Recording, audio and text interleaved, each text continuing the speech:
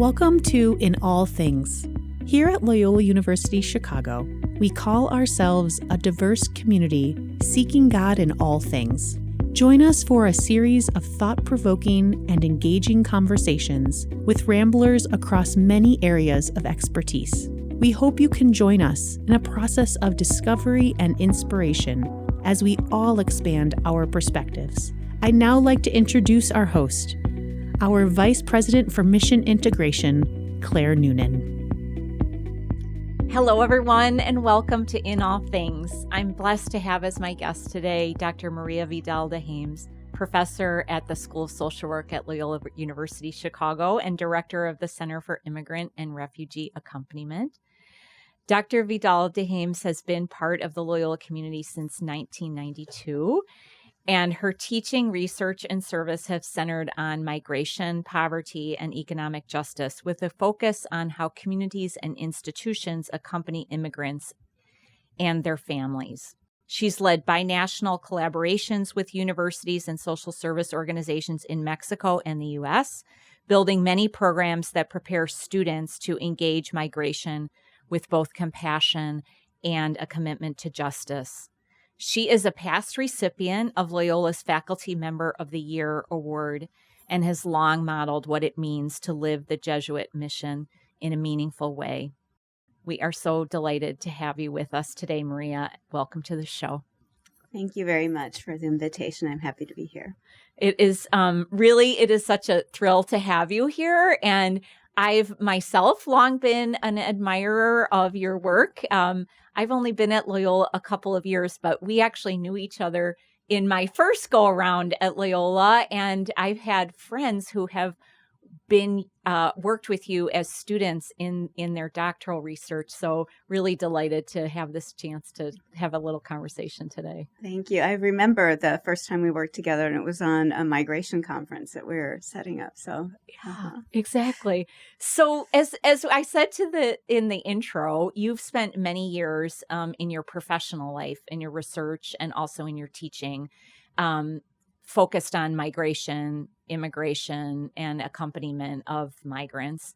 But you have a personal migration story as well. And I wonder if you might be willing to share a bit of that with our listeners. Sure. I'm originally from Cuba. I was born shortly after the Cuban Revolution. Actually, I was born October 28 of 1962, which was the day that the Cuban Missile Crisis was resolved. Wow. Yeah. But the revolution occurred in 1959, and shortly after the revolution, there was a program, a U.S. Department of State program called Operation Peter Pan, that airlifted out 14,000 unaccompanied Cuban youth and brought them to the United States. Once in the United States, they partnered with Catholic Charities that worked to resettle these children. The idea was that I think people were thinking that the revolution would pass, and during this period of upheaval and transition, the kids would be protected and they would be able to return and be reunited with their families. Well, that's not how it worked out. That did not happen. Yeah. No, it didn't. So my brothers, same parents, but they're much older than I am. My oldest brother is 20 years older than I am, and then my middle brother, or my second brother, he's 16 years older than I am. So at the time that they left the United States, I wasn't even born yet. But so they came. They went through the Operation Peter Pan. They were sent to Lincoln, Nebraska, the Archdiocese of Lincoln, where the Catholic Charities there had a former orphanage that it was during like the period of deinstitutionalization. So those kids were moved out of the orphanage and put more in like family kind of care, like foster care. And so they had this empty building, which they filled with 100 Cuban youth. And so that's where my brothers were cared for by the church, by Catholic Charities, and Father Reverend Tuchek, who we all love very much, who passed away about a decade ago. But they were cared for there until we were able to come almost 3 years later. And we were, again, supported by Catholic Charities. They helped us with the whole family unification, resettlement program. And so that's my immigration story. And So, you continue to work then in your professional life as with unaccompanied minors in particular. Is that right? I've done research in that area. It's really more just immigrants in general, but I do have like a particular interest with the intersection of adolescence and migration, schooling, in particular. So Yeah. And how different is it, the sort of realities, issues that a young person coming now would face compared to what the experience of you and your brothers was many years ago? Well, we came during the height of the Cold War, and we were welcomed with open arms, really incredible support that my family received. My brothers had just amazing care at it was called Cristo Rey, the orphanage where they were at, and really made a great adjustment when my parents came. Again, we received tremendous support to get resettled from everything from like housing, clothing, help with, getting enrolled my parents in citizenship classes, ESL classes, all of those kinds of supports for our family. It's very different now. It's really very, very different. For like the last 20 or so years, I've been working with the Jesuit Migrant Network for Central and North America, and working very closely looking at the issue of migration all along, from Central America through the Mexican migration corridor to Chicago is one of the destinations. And I could say over these 20 some years, there's been just increasing, I guess what I would say, indifference towards migrants, to hostility. We've made it so hard for refugees, refugee reception, for asylum seekers, for unaccompanied minors. There's been really a decimation of our refugee resettlement programs in the United States, and there's just incredible hostility that we're experiencing in the city of Chicago at the moment, and just nationally against immigrants. It's a completely different context, but night and day. Before we kind of jump into the particular manifestation of this in Chicago right now, Maria, for our listeners, could you just share a bit about the difference between a refugee and unaccompanied minor, someone seeking asylum? And because I know that you do some work in caring for the kind of the specific circumstances that each of those communities sort of has endured or survived. So a refugee is vetted before they come into the United States. They come into the United States, and then they're offered some initial services for their first 3 months, and sometimes it extends longer. And so those services include legal services, housing services. They come with work authorization, and the social supports that one needs to become to resettle, become self-sufficient. Asylum seekers, on the other hand, can present themselves once they're within the country or at a border, indicating that they have a fear, a credible fear of returning, and are seeking asylum in the country. And then that begins the process of vetting them to see if they're eligible for asylum. Unaccompanied minors, similar process too, and what they're seeking once they enter the United States is asylum as well. Yeah. And so they don't come in with a permanent status. So it's a lot of uncertainty, like legal uncertainty, for what their future is going to be, and are having to really make a case for their ability to stay in the country, unlike refugees who have a immediate pathway to citizenship. So there's a legal distinction between the two communities, and So as you mentioned already, alluded to, Maria, we're experiencing in the city of Chicago right now a new federal enforcement regime around immigration that the government is using the term midway blitz to describe this effort around mass deportation and its implementation specifically in Chicago. Can you share a bit with us about how this operation is impacting the communities that you're in relationship to? What we're really seeing is a very aggressive interior enforcement of immigration, similar to like tactics that are being used are ones that we don't associate with immigration enforcement in the interior in general. Really, something more that we associate with like border enforcement. A lot of like militarization. We're seeing. Really, what's happening on the streets is aggressive abductions of individuals. And it's impacting every community. I live in the Rogers Park community, which has a strong immigrant concentration. And you just see tremendous fear.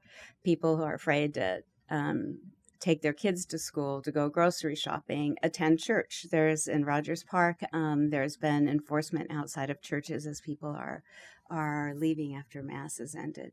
So no place feels safe anymore. Places that had been safe before, like churches, schools, and hospitals, are now sites for enforcement in the interior.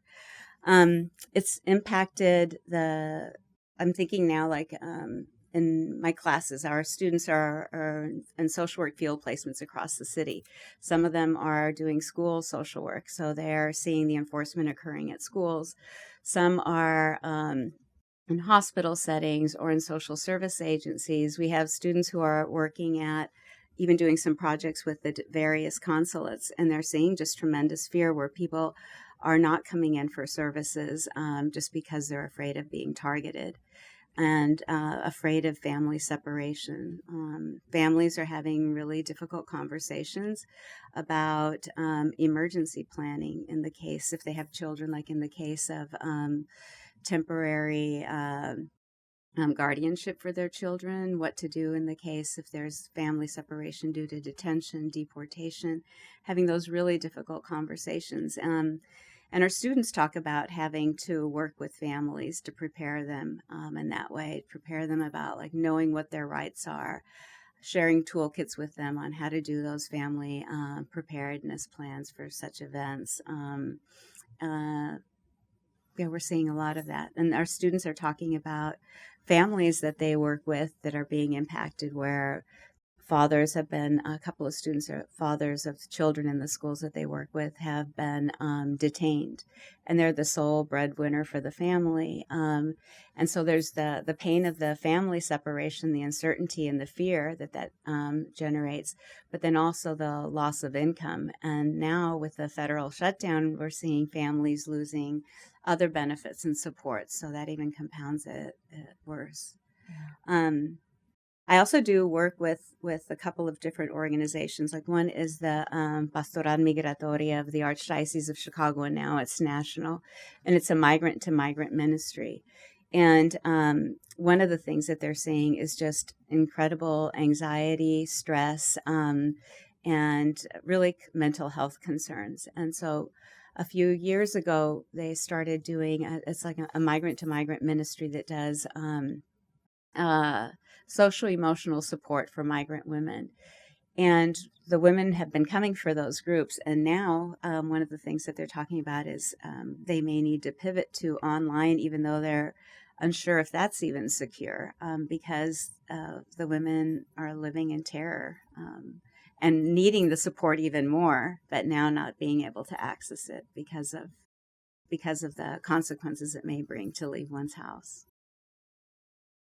It's so painful to hear this anxiety and fear that is running through the community. Maria, what are you seeing as the role that the church is playing or could be playing to accompany the migrant community or otherwise? I mean, the role of the church has always been really important in terms of welcoming and caring for, protecting, and integrating immigrants, refugees, asylum seekers in the United States. I already shared my story, which was one that we were very, very fortunate with the kind of care that we had. But I think all along the whole migration journey, the church is present. One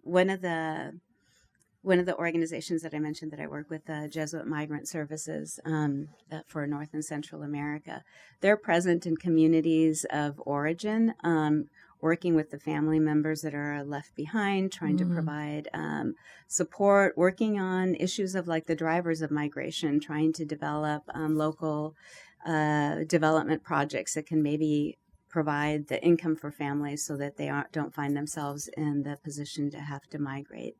All along the migration corridor, there's direct humanitarian aid in the form of shelter, food, legal support, etc. And of course, spiritual and social emotional support along the way.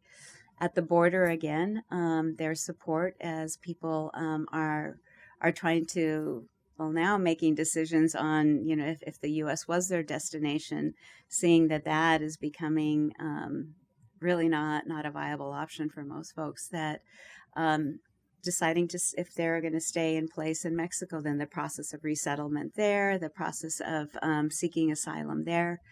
If they're fortunate and the U.S. is the country that they're wanting to come to and are able to enter, then again, there's all of the support that gets offered in terms of direct humanitarian aid for housing and food, while people if they're ultimately are eligible to get work authorization, but supporting them during that period, supporting them with legal services so that they can make like the application for authorization to work or their asylum application or whatever type of immigration relief they may be seeking.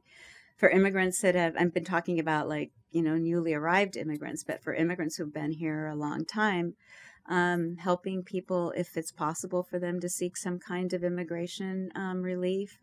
Now, providing, like I mentioned, some of the social emotional support groups that organizations like the Archdiocese offers in an informal way, but other organizations like, Catholic Charities, Taller de Jose, offer to refugees and immigrants, accompanying them in different ways through like as I mentioned, social emotional, but legal services, and then some of like the immediate material needs that they may have. The church is also really involved in advocacy for humane immigration policies. We see, the various organizations lobbying for immigration reform that respects the integrity of family and human rights and the dignity of the individual and the human being of our brothers and sisters. Yeah. And you also have this role in the university so you're both simultaneously accompanying migrants yourself and also accompanying students who are learning how to interact in this world, how to take up this professional role, if I guess I would put it that way. Can you say a little bit about how you teach your students to accompany others well, and maybe a bit about what's changing even in that element of your work right at this moment of this kind of intense anxiety and enforcement regime? Mm-hmm. Well, we started our migration studies program, I think about 18 or so years ago, but our two-way binational internship program with other Jesuit universities in Mexico, with this focus on migration 20 years ago. We're in our 20th year anniversary. And so I feel that if we weren't in Loyola, we could not have this kind of a program at all. Because we have the relationships with the other Jesuit universities that are doing work in the area of immigration, as well as the Jesuit service arms that attend to refugees and immigrants, like Jesuit Refugee Services and Jesuit Migrant Services as well. And that's kind of how our program started. We were initially invited, this was at a conference 20-some years ago at Fairfield University, where they called together Jesuit universities from across the globe, and there was a pretty strong presence of U.S. Jesuit universities there, and Jesuit universities, I guess, across the Americas. And that's where I met Padre Vladimiro Valdez, who was the founding director of Jesuit Migrant Services in Mexico. And he invited me and a team of students to help them in the state of Veracruz, in southern Mexican state, to help develop a certificate program with the parishes there to accompany migrants. Mm-hmm. These are parishes that were heavily impacted by migration. So this is 20 years ago. A lot of transit migration through Central America, but also experiencing migration in terms of family separation, where you have communities where it was women, elderly, and children who stayed behind while the working age men in the family went north to work. So they wanted to attend to them as well. So we put together a team of students, alumni, and faculty, and spent a summer teaching there. And that's where we started to see firsthand the accompaniment work of the church. Our whole team, we were immigrants ourselves, and we were all working in Chicago and as a destination community, and we're well aware of how to accompany immigrants in their through the resettlement process. But in some ways, we were really blind to the experience of immigrants in sending communities and in transit communities. And so that opened our eyes. And so we felt we really need to be able to create learning opportunities, service opportunities, and research opportunities for our students and our faculty, so that they could see and accompany migrants along their whole journey, the whole journey from communities of origin, transit, destination. And over these 20 years, we've seen the growth of mass deportation. So now communities of return as well. Yeah. And so through there, we through this process, we've learned different ways of accompanying folks along the way through our work with our Jesuit partners along the Mexican migration corridor. So that opened up opportunities for us to develop collaboratively immersion courses for our students that are binational, that involve our partner Jesuit institutions, Iberoamericana in Mexico City, and also Iberoamericana in Puebla, and ITESO from Guadalajara. And we send our students to do field placements, professional practicums in Mexico along the migration corridor, or also along the border. And they send their students here to Chicago to intern with us. And they get to see, migration from the perspective on the other side. And so those are a couple of the ways. And through the curriculum, we've developed our migration studies specialization that introduces our students to have a better understanding of immigration policy in the United States, and outside of immigration policy, the migrant provisions within social welfare policy, from things from like our healthcare system to the nutrition support, to education. What are the immigrant provisions, restrictions, or benefits that are allowed within those programs? And then, of course, in a city like Chicago, even if the students aren't in the migration studies subspecialization, whatever field placement they're in, they're going to be working with immigrant and refugee families. But we're trying to, integrate that throughout the curriculum so that they're better prepared, have the knowledge as well as the solidarity and commitment to work with these families. What a beautiful and holistic vision you've kind of laid out there, Maria, of being with in accompaniment, from sending, transit, reception, return, and for the migrant themselves, but also for the communities that they're moving among and with each step of the way. You've really talked about this already so much, but just to maybe affirm, your work. You're probably familiar with this article, but there's a late revered teacher of Ignatian spirituality who is now deceased, named Howard Gray, who wrote an article called Soul Education about the work that we're doing in Jesuit education. And he says in there, simply put, the Ignatian instinct is to help people become fully alive. And you've already spoken so beautifully today, Maria, about how you're helping your students to become fully alive and helping them to accompany others in that that quest for a full and flourishing life. But I wonder if there's, as we close our conversation, any other ways that you are seeing the fullness of life in your work or in your own life today that you might want to share as we close. It's interesting because I feel like I've talked about like some of these things, and there's such integration between what I do when I'm at Loyola, what I do with my students, and what I do in my life. I think being in a university like this has allowed for that integration. And so I guess I see the fullness of life in the dedication, commitment of students to justice for migrants, seeing how seriously they're preparing themselves to do this work in a way that's really relevant and meaningful and impactful, especially during these difficult times. I mean, the students are like, well, what can I do? What more can I do? And yeah, I see it there. Thank you. Thank you for providing that space for them and for encouraging them to grasp that life and to follow that desire for life for themselves and for the migrants that they are accompanying.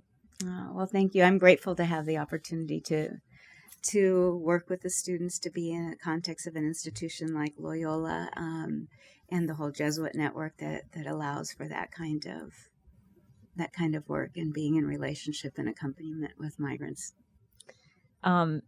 Thank you so much, Maria. It's really been a joy to have you in this conversation. I think you really exemplify the title of our podcast is In All Things, and it's taken from that phrase in our mission statement that Loyola is a diverse community seeking God in all things. And so I want to thank you again for being with us, and tell our listeners that you can find this conversation as well as others on Spotify, YouTube, and on Loyola's Ignatian Heritage Month website. I want to thank the members of our team, Kayla Cooney, Clemisha Richards, and today with us we have our student Allison Smith and the University Marketing and Communications team. Until next time, keep seeking God in all things.